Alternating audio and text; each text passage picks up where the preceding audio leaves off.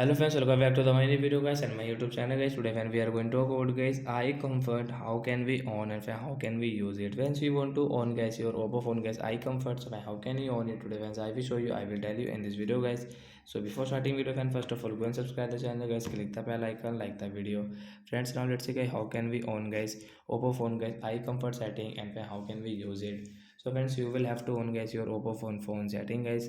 After on phone setting guys, scroll it and friends click on guys your phone display and brightness setting guys, tap here and friends you can see eye comfort. So guys you can on from here, so you can see always on guys we will on from here. After on guys skin color temperature guys you want to change, so guys you can change from here. And once you can see schedule time guys, you can set schedule time.